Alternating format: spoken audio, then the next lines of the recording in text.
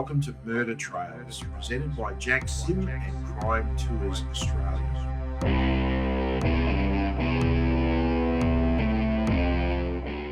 Warning, strong content. This episode of Murder Trails includes references to true crime, murder and homicide, and to people who are now deceased. For more information, please read our description.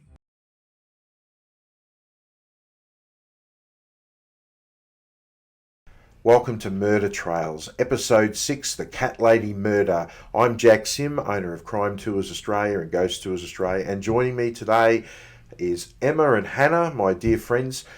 Before we start again today, I just want to say one little thing, and that is that it was Emma and Hannah who were the ones that inspired me to start doing the Murder Trails podcast. So I just want to thank you both for helping me and giving me some really good advice.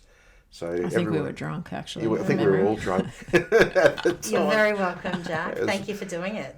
Last episode, we ended on a real cliffhanger, and I've been stressing ever since, wanting to know, was when the people from the Cat Protection Society out at the crime scene, when the lady said that the person going past was the killer, was the person driving by in a car a killer? Not according to police, Jack. Oh. Yes.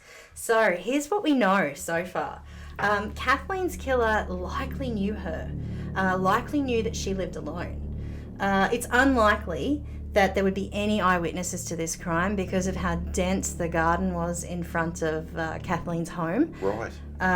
Kathleen's killer likely knew her also because Kathleen was stabbed. This was a knife attack, and generally speaking, knife attacks are intimate. Yep. Absolutely, they're intimate. Passionate, they're angry. Absolutely. Some argue that her having her dogs, she had two dogs at her residence, and they were locked away on the balcony on the Sunday when the police arrived, indicating that she had them locked up there when she died, and that her friends told police that would be because she was expecting somebody. Usually they roam free. Friendly. Yeah, right. Yeah. Makes So. a lot of sense. Yeah, it does make a lot of sense. Due to the amount of blood found at the scene, the killer would have almost certainly been covered head to toe in blood themselves. So the killer made a reasonably lazy attempt to clean up at the crime scene. Watered down blood drops were found around the sink in the clinic. They were also there was a bucket found underneath the sink that had water, blood, a dishcloth, one running shoe, and Kathleen's glasses, and the other running shoe was actually next to the bucket. We still don't know if they're actually Kathleen's running shoes either, right? That's apparently police really never odd. checked. Yeah, never checked the size. So. And what about, was there some busted louvers too? There was some glass louvers busted, but again, this is what I talk about when I say what a tricky crime scene this was. The glass louvers were actually broken from the inside out, so either they were broken during an altercation or a scuffle, or the killer actually broke out of the crime scene, because when police arrived, the door was shut and there was an empty cat cage propped up against that door to keep anyone from coming in. Do you think the hole was big enough for someone for the murderer to get out? No, I don't. Yeah, I don't either. I think Unless they were a small framed person. not even, Jack. Like we've seen some of the video footage and crime scene photos, and it's just, the old Queensland frosted louvers that we used to have everywhere for good ventilation in the old Queenslanders. But it was, to me, it looked like more an elbow has gone through it. Absolutely. Which probably makes sense, right? A struggle, someone's Exactly. thrown it. Kathleen had defence wounds, and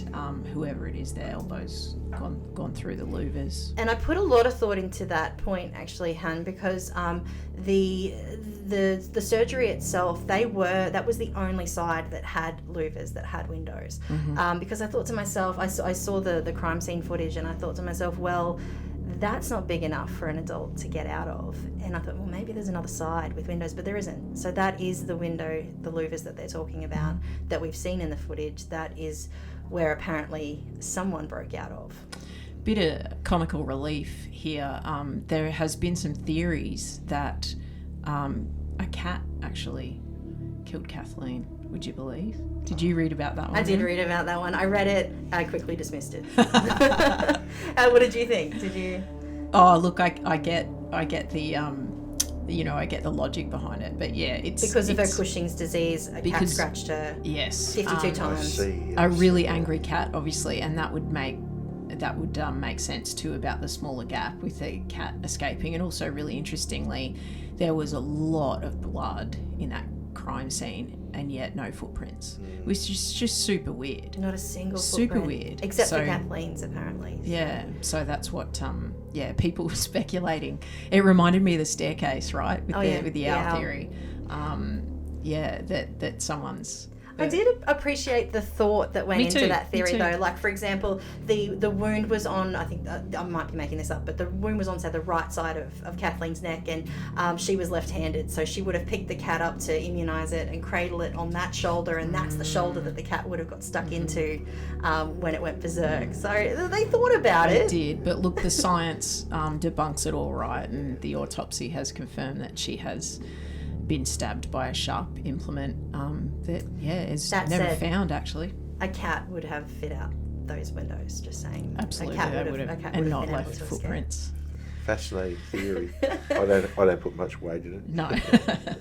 The last thing I want to recap, which feeds into what we were talking about, just is that Kathleen's fellow society members believed immediately that another member of the Cat Protection Society of Queensland was the killer. So it makes you wonder what's going on, right, in that society, in that club, to result in a murder. I said it before and I say it again, buckle up. It's a wild one. So I think it was only under a year, that Kathleen joined the Cat Society and then became president, right? The previous president was significantly outvoted, and Kathleen stepped in. Again, we spoke last episode about her love of cats. She was originally supposed to come into the society to mediate, but ended up, being so convincing in her love of protecting cats that the society appreciated that, and she was voted president. So, you can already see the bad blood that could be. Well, she didn't mediate anything. She just got stuck straight into the drama. Yeah, right. Yeah. So how did so the person that drove past that people in the society thought might have been the killer? Tell me a bit more about that. Who was she? How did that lead to the real killer being found? That's what I don't understand. Yeah. So. She was, in fact, the previous president of the Cat Society. And when she was questioned by police about doing a cheeky little drive-by of Kathleen's home, it was because she had previously left some information over the weekend or Friday afternoon. She'd left some information for the upcoming meetings for the Cat Society. And she drove past. She told the police to see if Kathleen had in fact collected that information that she left on her front door. Oh, I see. But this person, quite as we've seen in the trail, did lead the police to the person that was convicted. So they were all associated. It was a tangled web. So there were other. Before we get into that, there were other people of interest in this case that we'll just really quickly skim through. Kathleen had some, as we know, we had some enemies amongst the society, but also seemed to really upset a few members of the Lepicure fine dining, elite dining group, singles mingles group that she ran, purely because of her standards, her criteria to get in. Love is always a motive too, right? Always a motive, absolutely. Number one motive. Yeah. Outside of money. Police looked into a man who lived with Kathleen for a brief time in 1997. Her dogs reportedly liked him, so the fact that they were restrained on the balcony was probably not leading them to believe that it was him that she was expecting over. There was another man who did odd jobs around Kathleen's home at the time. Her dogs were comfortable with him as well.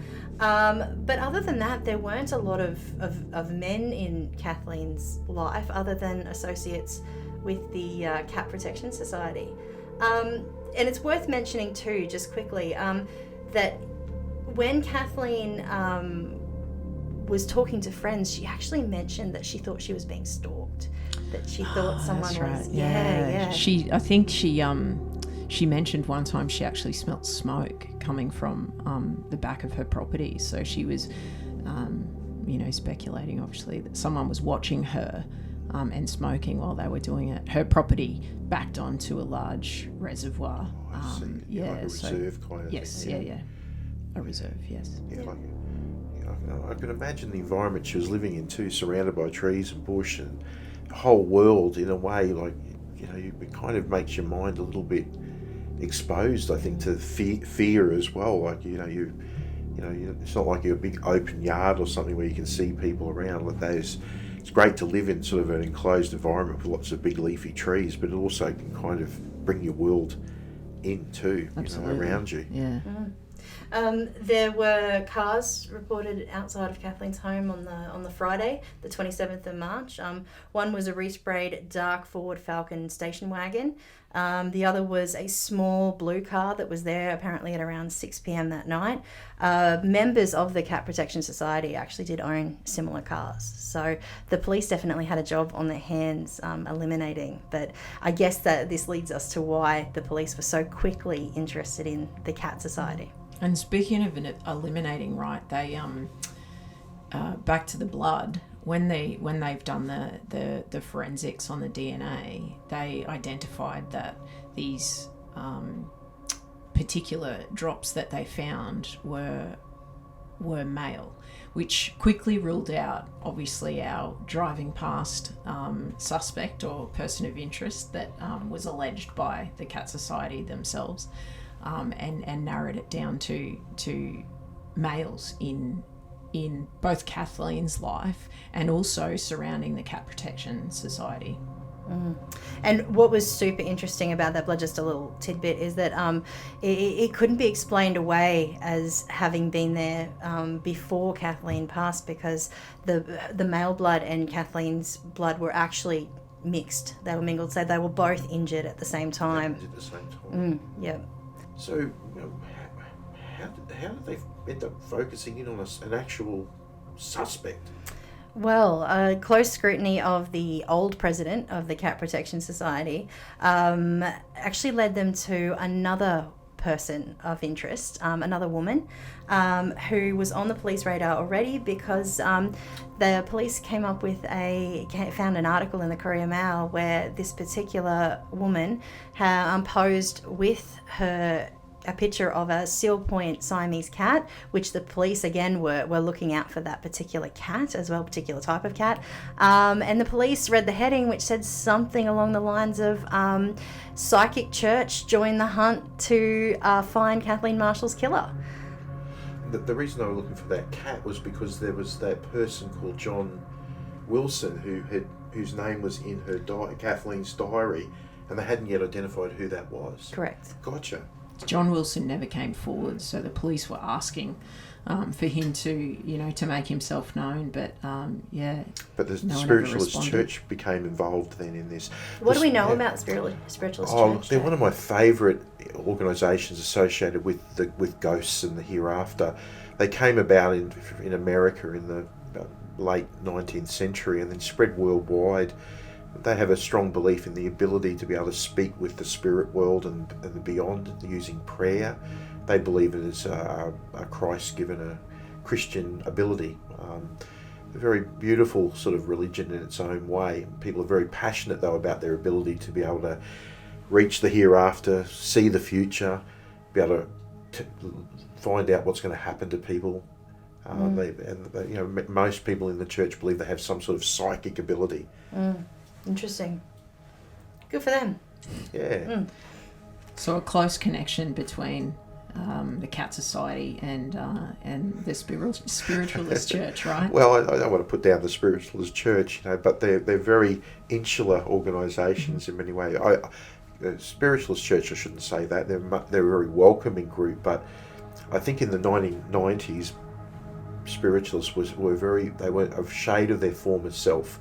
Back in the 1920s and earlier, they were a very big organisation, but they're very sort of on the edge of society in a way, like a very, particular group with particular interests, not unlike the people who might be in a cat protection society, I guess. Well, it was the overlap of that that drew crossover, police to the next person of interest, who was a woman living in a de facto relationship with a male, and together they owned a Still Point Siamese cat. When the police actually went back to the two eyewitnesses from that Thursday 1 o'clock appointment with John Wilson, they popped a photo of the male of that relationship into the photo lineup, and the couple that were friends of Kathleen, the eyewitnesses to that appointment, pointed out the male in that relationship as the person that they likely saw that afternoon. Yeah, wow.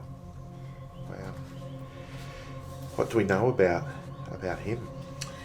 He read palms, so he was a tarot card reader as well. I think so, heavily involved in the church. I think he worked for the church too. I think he did some. He did volunteer and paid work, I think. Yep. And what's really interesting is that he was working on the Wednesday, the day before John Wilson's appointment. And when he was working at the Spiritualist Church at Windsor, at the actual physical building, 4 phone calls were made from that phone line to Kathleen's personal residence. Now, we know that Kathleen's phone number was in both. It was registered as the Cat Society contact number, being that she was the president, but also was advertised every week in the Courier Mail for the Lepicure club group. So Kathleen's phone number was accessible for sure, but this particular person was the only person on duty or working at the church that day. Yeah, right. Wow. So obviously a big red flag right there. Tell me more.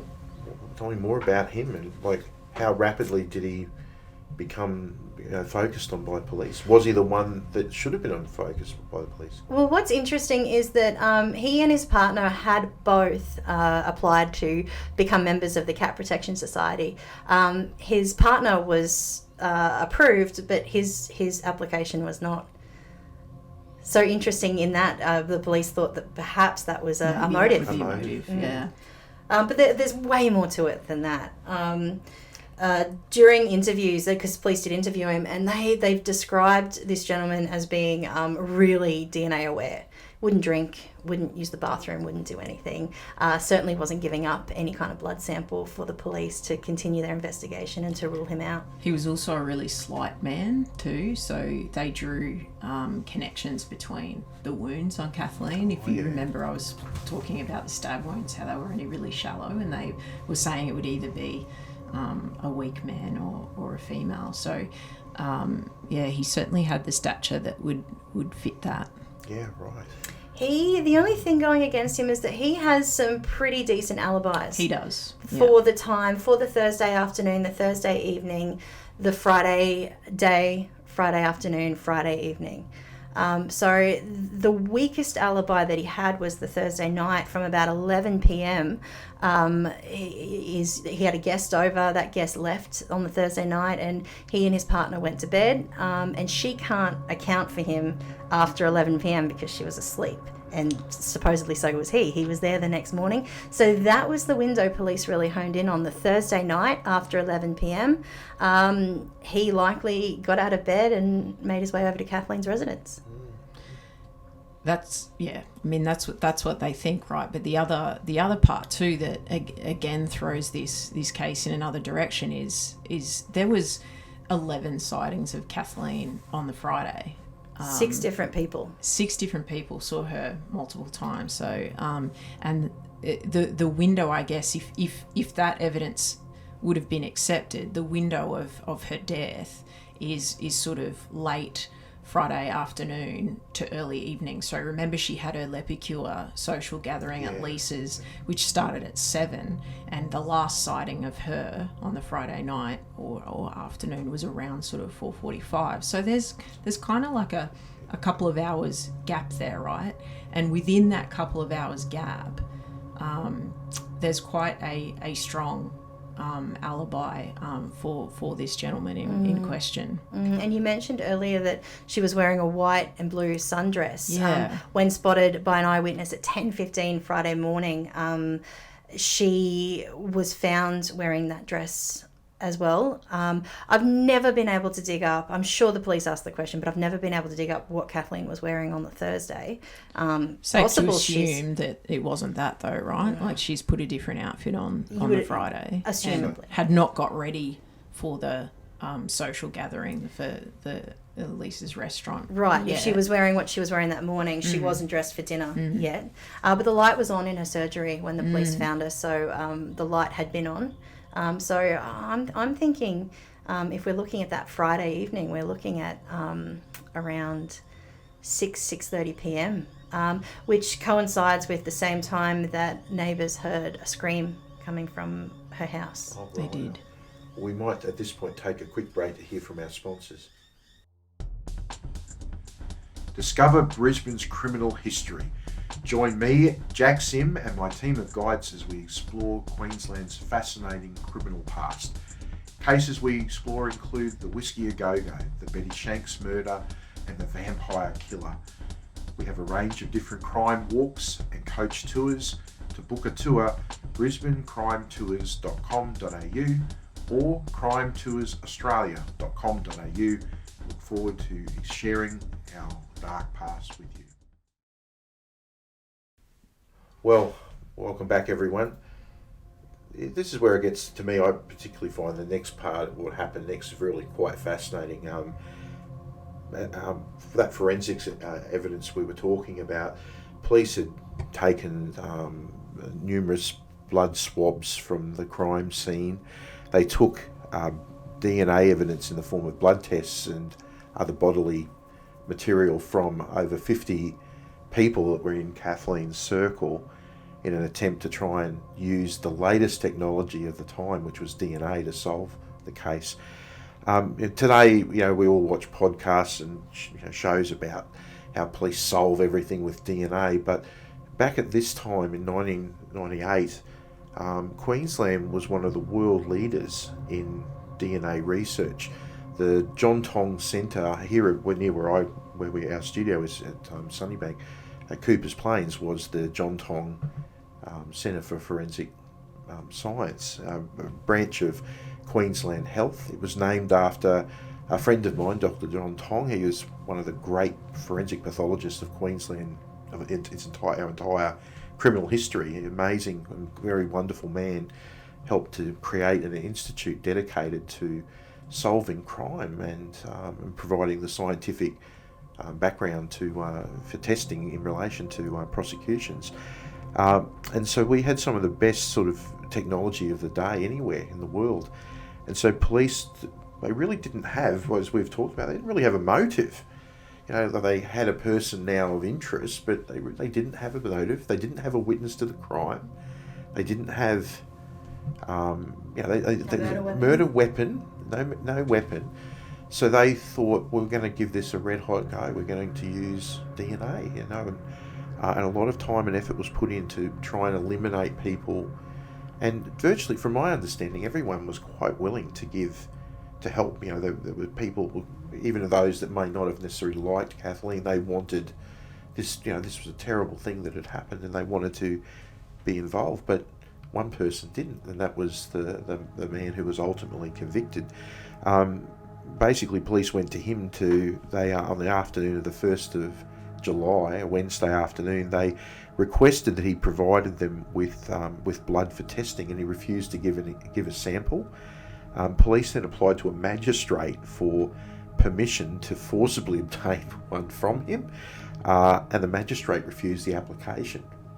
So what happens next is really quite extraordinary. It's all part of this incredibly complicated story, and that is that police got a search warrant, and that very night they raided their number one suspect's home at Zilmere on Brisbane's north side, and they collected personal effects from him so that they could get some DNA from them. So they took things including bed sheets, pillowcases. They even pulled the socks from his feet, like thinking they get skin cells. Gross. Unbelievable. but it was from mucus on a handkerchief that was in the pocket of his trousers that Ken Cox, who was the DNA expert at the John Tonks Centre at the time, I've met Ken once before, that he got the DNA profile from that. That's so gross. But well, they went all out though, like, you know, they What a job. oh Sign me up. yeah, you know, the police didn't. I just want to point out the man who was ultimately convicted. The police didn't just target him. I mean, they covered all these other people and they were all eliminated. But according to Ken Cox, the blood that was tested tested 15 different ways. Of these, it included 9 gene tests that were carried out, and the chances of it being any other person than the man who was convicted was 1.4 multiplied by 10 to the power of 16, or just to lay it out, that's 14 with 0.0000000000000 after it in possibility. So 14 million billion. Yeah, huge. Pretty compelling, right? For a jury to hear that. Very, Yeah. you know, these days we're a bit hardened to this idea of DNA, but this was powerful stuff at the time. Well, the jury only took 3 hours to Yeah. convict him. Yeah. The police, soon they actually formally arrested him. His lawyer, Terry O'Gorman, literally walked him from his office across to the watch house. Police formally charged him, and then, of course, not long after, I mean, he was put on trial, and it was, he denied all involvement in the case. Terry O'Gorman at the time raised complaint about the way his client was treated. I think, in many ways, Terry was very correct in doing so. Police were very, they had decided that this was their suspect, and he had concerns that the media seemed to have already sort of been briefed by police at the time, that they narrowed in that this was their man. Yep. And he felt that the man wasn't being given the right of innocent until being proven guilty, that there was already an assumption that he was involved. So what are your thoughts on all of that? Well, I get why they're saying that he was convicted solely on DNA, like no problem at all. But I still think there are 2 other key parts of this person's involvement that you can't ignore, and that's the phone calls from the Spiritualist Church to Kathleen's residence. And also the eyewitness sighting that said that picked him out of a photo. 2 individuals picked this person out of a photo lineup of 9 people and said, that's the person I saw outside Kathleen's. Yeah, it's easy to get swayed by the idea of powerful science that that solves these things, but there were other elements to the case. Compelling. Very, very much so. It wasn't just this fellow really that was on trial. I mean, I remember the headlines at the time and the feeling in society. It wasn't just him on trial for Kathleen's murder. It was actually the whole idea of DNA. Sure. And It was precedent, right? Yeah, it was. It was. It was it was this sort of. It was almost like a test case in its own way. There was a fear. I remember. I can't remember the journalist that wrote it, but there was an article I remember reading where a journalist sort of said, there was real genuine fear among the judiciary and police, and the Director of Prosecution's office. There's a real genuine fear that juries would not comprehend the science that was going to be delivered in this case, and that the case could be lost because juries would just decide, it's all too much, I can't comprehend it. But in reality, they just ate it up. 3.5 hours, they said, the prosecution's correct. Like, the evidence is overwhelming. Done. And as we sit here in 2023, I have trouble trusting the science of 1997. Like DNA being in its infancy, reading all of this stuff, I often think, okay, how advanced was it? How certain are we? Because of course that also comes with the fact that I don't understand it. Well, on a later episode, I was hoping that you might come and join me down the track with Murder Trails, but there had been another case that was solved with DNA, which had started to build confidence in the public mind just a year earlier. In 1987, a young teenage girl called Janet Phillips, her body was found lying in a culvert on the edge of the Gateway, arterial motorway as they called it back then. And for I think it was 11 years. It had gone unsolved. I remember, in the 80s, the sign which had Janet's name on the side of the road to remind people if they had information about it. 11 years went by where that young girl was, there's no solution. Then all of a sudden, the detective that was leading that case was able to obtain DNA evidence from a man serving a sentence interstate, and they were able to match his DNA from sperm cells that he'd left in his victim, and the case was solved. And that trial had just been the year before. There were other aspects to that case, not just the DNA, but that had just started to raise the profile of DNA as an incredible, powerful tool. I'd like to really talk about that case on another episode, but the man involved was found guilty, convicted, sentenced to life imprisonment, which he's now served. What do you both think? Police at the time had there was some doubt that he'd acted alone. What do you both think? Yeah, my head still spirals on this, to be honest. I still think there's a lot of open-ended questions. Really? Absolutely, yeah. Personally, I think Kathleen, based on everything I've read and listened to, I think she was killed in that gap on the Friday evening, late afternoon evening, and the man that was convicted of this, he had a really strong alibi for that time. So I just find it really interesting that he was still convicted without having more investigation done on his alibi for that night, where several people corroborated it as well. So that I find really hard to get my head around. But what about those numbers, Hannah? I mean, come on, we're talking billions. Yeah, I think there's a book written on the way the evidence was handled in this matter, and as we know, chain of evidence these days is really tight through these sort of procedures. But I don't know. I speculate that back then, because the DNA side of things and the science side of things was in its infancy, was there room for error? What was the evidence? Perhaps, I'm not suggesting it was tampered with, but maybe just not handled appropriately. And was there some room for doubt? Well, I mean, the man convicted, the killer, in my view, he denied having even met Kathleen. How the hell did his DNA end up in her surgery? It's the $1 million question, or the $1,600 billion question. Well, I mean, what we're kind of talking about was what was the subject of the appeal that he made. He did lodge an appeal, and the appeal included that the evidence was that was presented, that police put forward was set up was to frame him for a crime he didn't commit. That was a core part of his appeal. His defence team, they lodged an 86-page affidavit report detailing how this evidence had all been put in place to narrow in on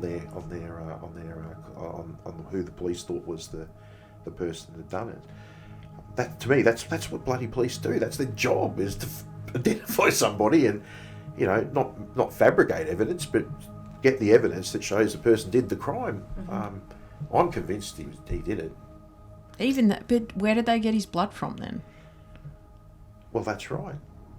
How would they get his? How would they get his blood to tamper? I mean, these things to me seem ridiculous. I'm no anyone that's come on my tours over the years and read my books knows I'm no fan of bad men that do rotten things to women. Like, I hate it, and I think in this case they got the right guy. But I do have to say, I wonder if someone else was there. What do you both think about that idea? You don't think he acted alone? Are we talking like multiple people? I'm not meaning that maybe there were two people that not two people doing the terrible stabbing of Kathleen, but maybe there's someone else there waiting by the door, or... Is it because I mentioned Agatha Christie earlier? Jack, you think they went Murder on the Orient Express and they all took a stab, maybe? It doesn't need to be very complicated. Thinking of literary figures like, Sir Arthur Conan Doyle, with his character Sherlock Holmes, said that the simplest solution is always the most likely, one person attacking Kathleen. But police did in the very early days wonder if he did act alone. One of the detectives made a statement in the newspaper that although that they now arrested him, that their line of inquiry was still open. They were still, obviously there were doubts within some aspects of the police. It's certainly nothing simple about this one. Yeah. I think if they struggled to find the footprints of one perpetrator at the scene, it's going to be a real stretch to convince anyone that there was more than one person You think so? there that night. Yeah. Okay. I'm not saying there wasn't more than one person involved. I'm just saying I think we have the person pinned down who was there that night. Well, in more recent times, I don't often like to talk about modern crime or modern issues to do with crime, but there's been the recent inquiry into Queensland's DNA system, and in getting ready for this episode, I spoke with a couple of friends of mine, a journalist friend of mine, and he mentioned, you should talk about the recent inquest that's been held into the collection of DNA, its handling and processing. And I in the last 2 weeks, I've read the entire report. It's quite massive, ordered by the Queensland government, and there's no doubt in my mind that it doesn't relate to the handling of DNA.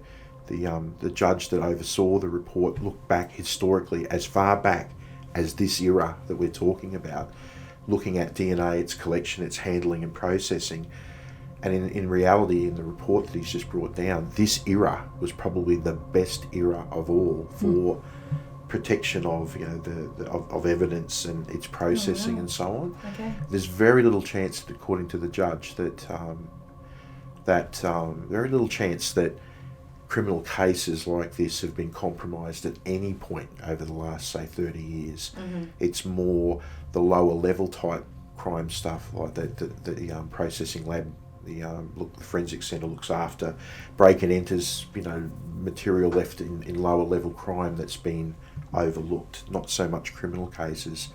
He sort of describes in quite glowing terms this era that we've been talking about with Kathleen's murder, in terms of the correct way that material was handled in this time to secure a prosecution.